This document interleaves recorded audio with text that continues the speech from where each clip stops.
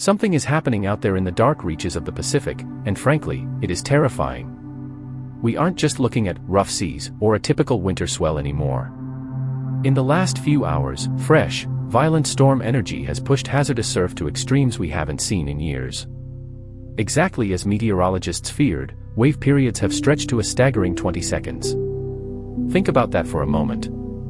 This isn't just a number on a chart, it is a massive, invisible hammer. While a normal storm brings short, choppy waves that crumble as they hit the shore, these 20-second long-period swells are organized, relentless, and packed with an almost unimaginable amount of kinetic energy. The West Coast isn't just seeing big waves, it is being assaulted by them. The buoys are screaming. From the southern tip of California all the way to the rugged corners of Washington, the data coming in is borderline apocalyptic. Offshore sensors west of San Francisco and Monterey are clocking significant wave heights well above 15 feet. But it's the rhythm that is so shocking. With dominant periods holding steady between 16 and 20 seconds, each wave acts like a battering ram, pushing hundreds of yards farther up the sand than anyone expects. In Oregon and Washington, near Newport and Grays Harbor, the story is the same, 18-foot monsters rolling in from the northwest. These aren't just breakers, they are surges of deep ocean energy that refuse to dissipate. Lifeguards and emergency crews are frantically closing jetties and promenades because the danger is no longer approaching, it is here. Authorities are shouting the warning from the rooftops, stay off the seawalls, stay out of the parking lots, and for heaven's sake, stay off the rocks.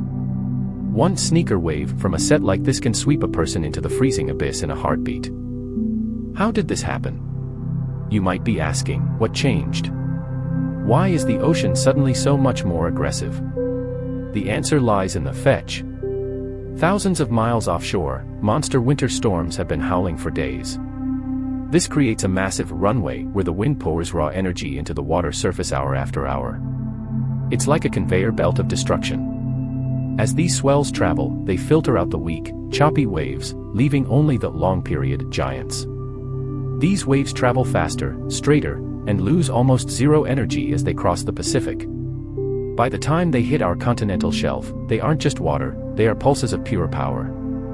And here is the truly chilling part, it's compounding. Because multiple storms are forming back-to-back, the wave trains are overlapping. Before the energy from the first storm can fade, the next pulse hits, stacking energy on top of energy.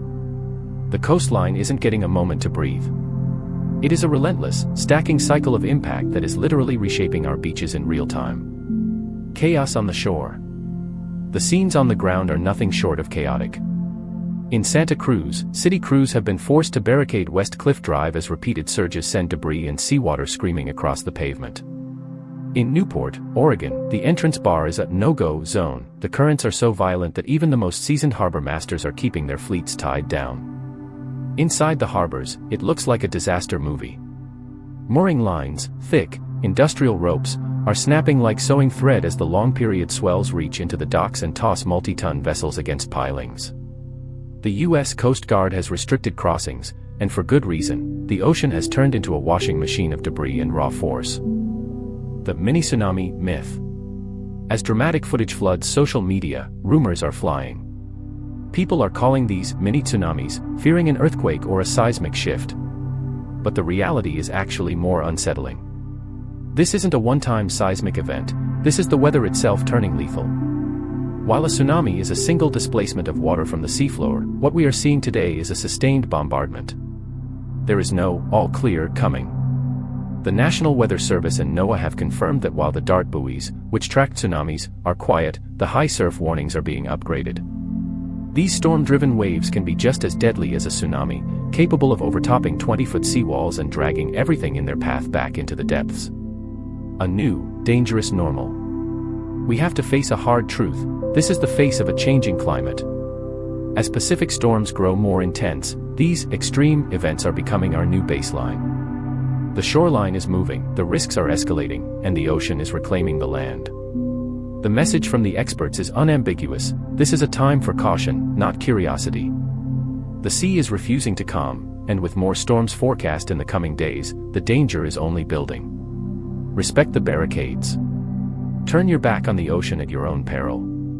The Pacific has unchained its power, and it isn't finished yet.